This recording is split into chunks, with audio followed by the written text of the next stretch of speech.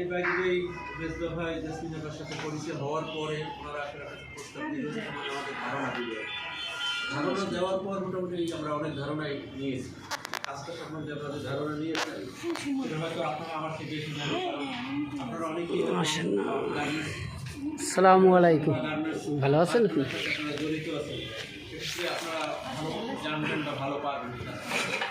তো সেক্ষেত্রে আমরা আসলে যেটা একটু বুঝতে পারছি যে আমাদের আসলে সমাজের যারা আসলে অবহেলিত শ্রমিক আছে, যারা বিভিন্ন গার্মেন্টস বলেন, নির্মাণ শ্রমিক বলেন, গাড়ির গ্যারেজ বলেন, দোকান কর্মচারী বলেন, আমার মনে হয় এদের নিয়েই আমাদের মূলত কাজ।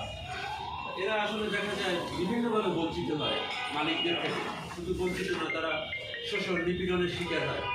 তো সেক্ষেত্রে তারা যাতে এই শোষণ নিপীড়নের শিকার না হয় সেই জন্য হলো আমাদের কাজ।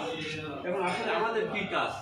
আমাদের মূলত আমাদের তাদের নিয়ে একটা সংগঠন করতে হবে, ইউনিয়ন যেটাকে বলে। ইউনিয়ন সম্বন্ধেও আসলে আমার অত ধারণা নাই, যেটা হয়তো পরবর্তীতে মেজবা ভাই আছে, শিলা আপা আছে বা সামাদ ভাই আছে, এরা আমার চেয়ে অনেক অভিজ্ঞ এবং অনেক আগে থেকে এই কাজটা করতে আছে। আমি আসলে তুলনায় আসলে বলতে গেলে শিশু, আমি অনেক কিছু জানি না।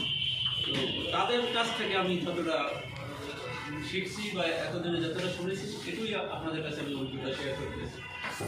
এরা বিভিন্ন সময় দেখা যায় শারীরিক নির্যাতন, মানসিক নির্যাতন, যৌন নির্যাতন বলেন, বিশেষ করে গার্মেন্টস শ্রমিকরা বেশি নির্যাতিত হয়। যেমন আমার যে ইয়াটা আছে সংস্থা, এখানে অনেক গার্মেন্টস লেভেলের আপনার কর্মী বলেন, অপারেটর বলেন বা অফিসিয়াল লেভেলের বলেন, অনেকেই থাকে। তো তাদের কাছ থেকে আমি বিভিন্ন সময় বিভিন্ন গল্প তাদের কাছ থেকে শুনি যে এরা গালাগালি শুনে বিভিন্ন সময়, কাজে হয়তো একটু সময় ইয়ে করলে বা একটু রেস্ট নিলে বা এরকম তাদের স্বাধীনতা একটু কম। এরপর দেখা যায় তারা মাসের বেতন, যে বেতনটা সময় মতো পাওয়ার কথা, এই বেতনটা তারা সময় মতো পাচ্ছে না। শুধু সময় মতোই না, দেখা যায় যে তারা চাকরি ছেড়ে দিল, 3 মাস 4 মাস 6 মাসের বেতনও তাদের কাছে আটকা থাকে। তো এটা অনেকের সম্ভব হয় না তাদের আবার ওই টাকাটা আদায় হওয়া, কারণ আপনি তো এমনিতেই দুর্বল। যে কর্মচারী গার্মেন্টসে যারা কাজ করে তাদের দেখা যায় ওইভাবে শক্তি নাই, বা তাদের যেটা বলে মামার জোর, খালুর জোর, এইভাবে তাদের নাই। তো আসলে তাদের জন্যই আমরা মূলত, আমার যেটা মনে হয়।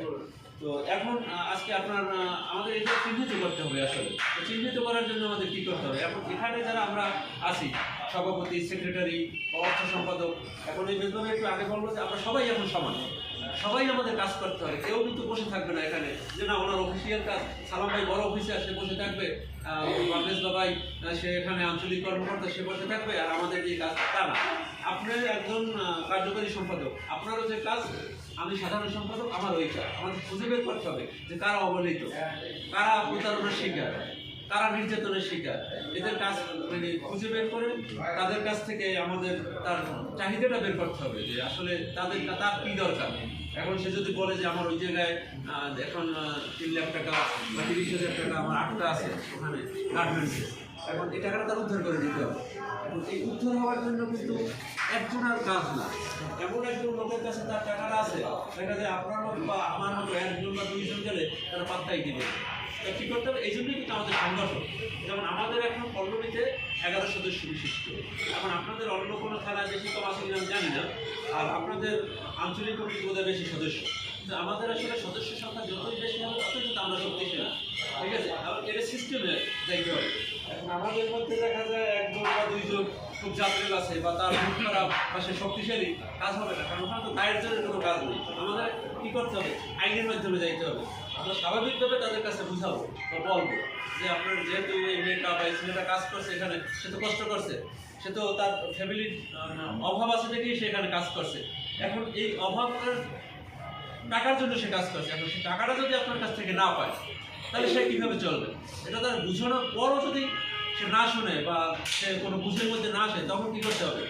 আইনের ব্যবস্থা নিতে হবে আমাদের কাছে। আইনের ব্যবস্থা নিতে হলে আপনি তো একা পারবেন না, আমাদের বিভিন্ন ফরম্যাট আছে, কাগজ আছে, আমাদের উপরের যারা আছে তাদেরকে আমাদের জানাতে হবে। মেজবা ভাই, শিলা বা সালাম ভাই বা আরও একজন সভাপতি আজকে ছিল প্রধান অতিথি, সে কিন্তু আসে না এখানে।